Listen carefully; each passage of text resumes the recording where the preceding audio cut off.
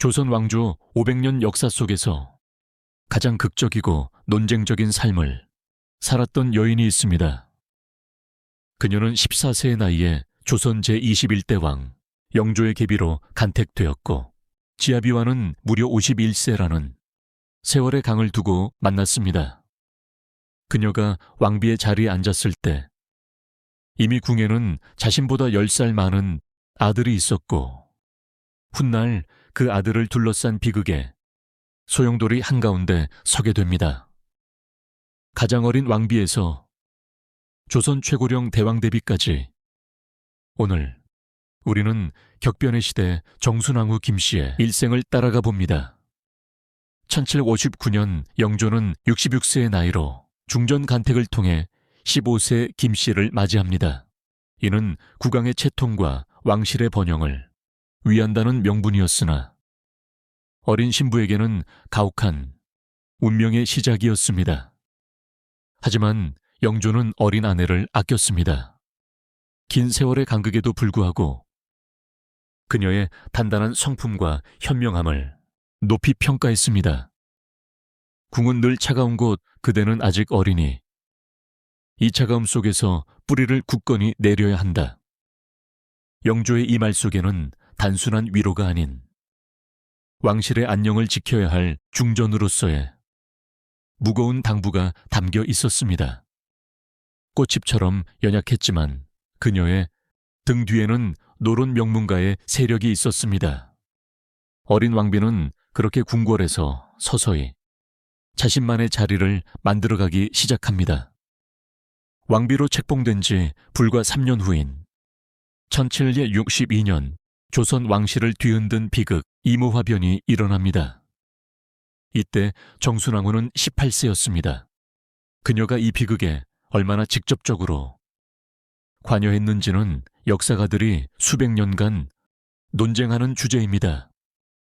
하지만 분명한 것은 그녀의 친정 오라비인 김귀주가 세자의 장인 홍봉한 세력과 첨예하게 맞서고 있었다는 사실입니다. 어린 왕비는 원치 않을지라도 그 거대한 권력 투쟁의 중심에 서게 됩니다. 빗속에서 홀로 꽃잎을 바라보던 젊은 왕비는 깨달았습니다. 이 궁궐에서 자신을 지키는 것은 감정이 아닌 지혜와 세력뿐이라는 것을.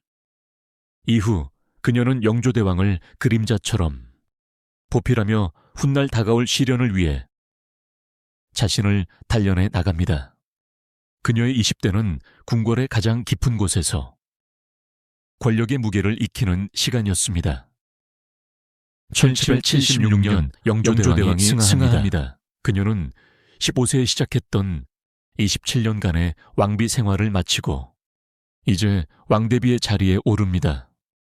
영조대왕 뒤를 이을 왕은 사도세자의 아들 정조였습니다.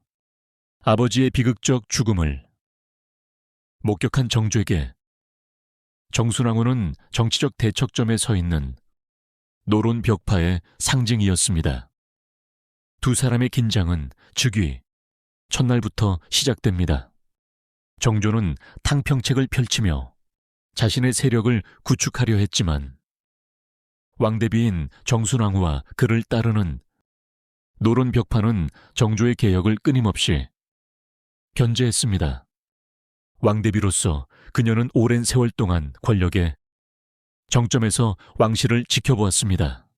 수많은 죽음과 암투를 경험한 그녀에게 정조의 개혁은 왕실의 안정을 해칠 수 있는 위험한 시도로 비춰졌을지 모릅니다.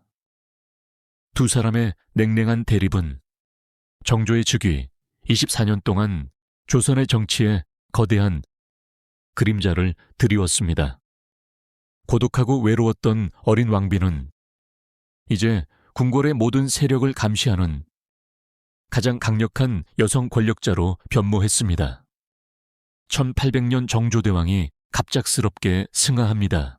왕위를 이은 것은 11세의 순조, 조선의 국왕은 다시 어린아이에 목기되었고 정순왕후는 이 격변의 기회를 잡습니다.